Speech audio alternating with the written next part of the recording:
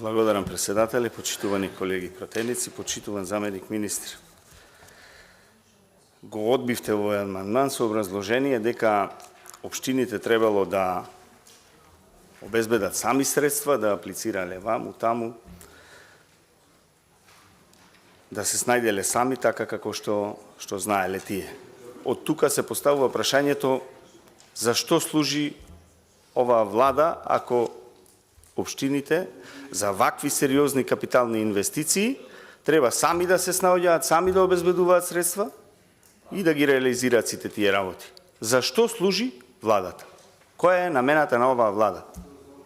Каде одат тие 5,3 милиарди евра буџет што се планира за следната година?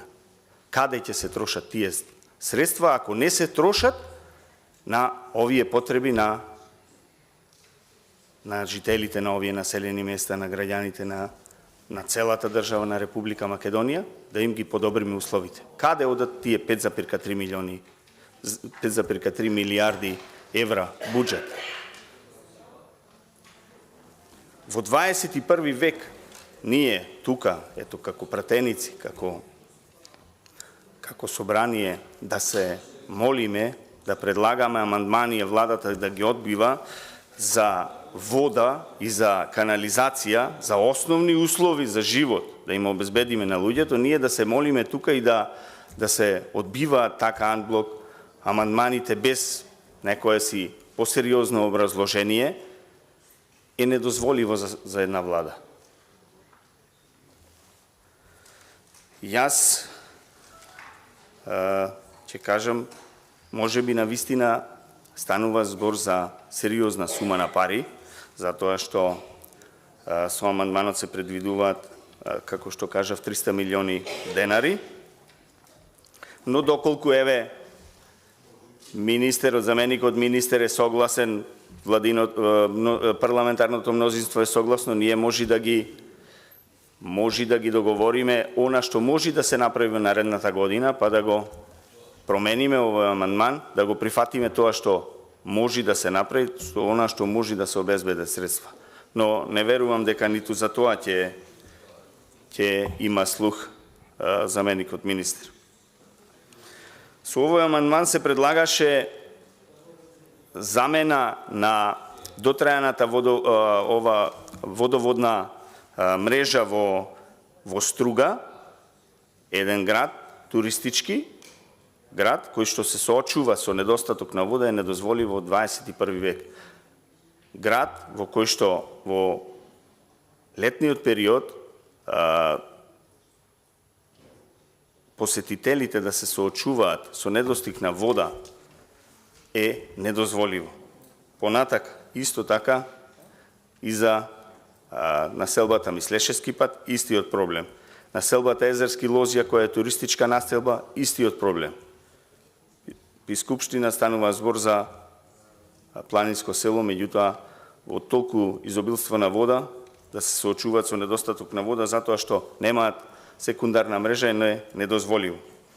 И она што е, можеби, најлошо, што се одбива овој амандман, е делот околу изградбата на канализационите системи за 3 населени места, кои што се оставени и од локалната самоуправа и од централната власт, а тоа се населените места Враништа. Во ова населено место е започната изградба на канализационен систем, изведени се одреден дел од градежните работи и така е застанат. Ова населено место се наоѓа, последните куќи од ова населено место се наоѓаат може би не повеќе од 200 метри од пречистителната станица која што е во соседното село Воложани. Да го оставите ова населено место без канализациона мрежа, а пречистителната станица да име на 200 метри од последните куќи е срамно и жално во 21 век. Истото е и за населеното место Драслајца, тие се едно до друго. Ако не 200, може би 500 метра се оддалечени од пречистителната станица.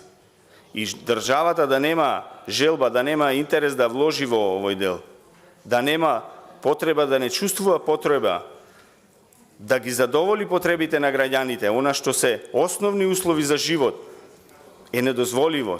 Затоа реков, зашто служи оваа власт ако не служи за да им ги подобри условите за живот на тие што ги гласале, па и не мора да ги гласале, на сите граѓани кои што живеат во овие населени места. Најлошо и најстрашно е што во овие 3 населени места, покрај овие 2 што ги спомнав, третото е селото Радожда, село кое што е на самиот брег на Охридското езеро и кое што, за жал, ете во 21. век се уште нема канализациона мрежа. За ова населено место во 2016 година во проекциите за буџет, за наредниот буџет за 2017 година беа обезбедени средства за да се отпочнат работите, односно да се почне кон проектирање и понатака изведба на канализациониот систем. За жал, 2017 година дојде оваа власт, сега што е се уште на власт, и од тогаш работите застанаа таму каде што беа, и ние од година во година, секоја година, еве, неколку години наназад, јас го предлагам овој амандман, со надеж дека можеби ќе проработи свеста кај некој од владата да се прифати овој амандман, но за жал гледаме дека секоја година во буџетот има средства за непродуктивни трошења, меѓутоа за капитални инвестиции кои што ќе го подобрат животот на граѓаните нема.